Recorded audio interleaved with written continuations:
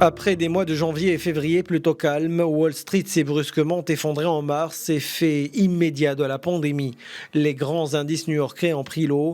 Le 16 mars, le Dow Jones affichant moins 13%, la pire séance de son histoire après le crash boursier d'octobre 87. Cette dégringolade a fait virer Wall Street mi-mars en bear market, un terme du jargon boursier caractérisant une chute de plus de 20% par rapport au dernier record.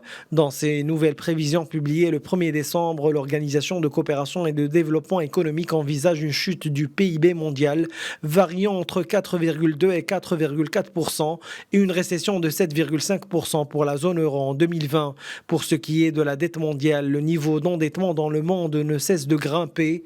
Après un record à 322% du PIB fin 2019, la dette mondiale devrait atteindre 277 000 milliards de dollars fin 2020, soit 365% du PIB, selon l'Institute of International Finance. Autre moment fort qui a marqué l'économie mondiale, la destruction massive des emplois. Plusieurs employeurs ont dû remercier leurs employés ou dans le meilleur des cas les envoyer en télétravail ou les solliciter en temps partiel.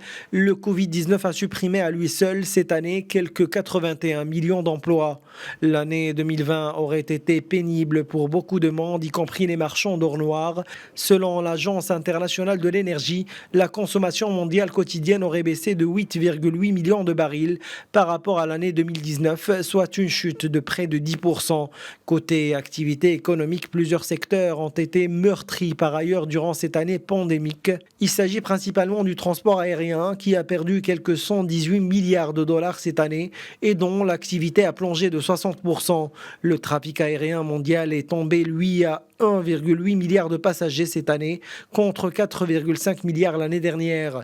Enfin, en ce qui concerne les relations internationales, l'année 2020 se souviendra de l'apaisement de la rivalité commerciale entre les États-Unis et la Chine avec la signature à la mi-janvier d'un nouveau traité économique qui tombera à l'eau à cause de la crise sanitaire qui réattisera les tensions entre les deux puissances mondiales. La note optimiste reste d'après les observateurs, celle de l'OCDE qui prévoit un rebond du PIB de 4,2% en 2021 et de 3,7% en 2022. Pour débuter 2021 sur un bon pied, l'Union européenne propose un plan Marshall XXL débloquant 3 200 milliards d'euros. Les États-Unis ne sont pas en reste. Le plan d'aide cumulé pour relancer l'économie outre-Atlantique s'élève à 3 100 milliards de dollars.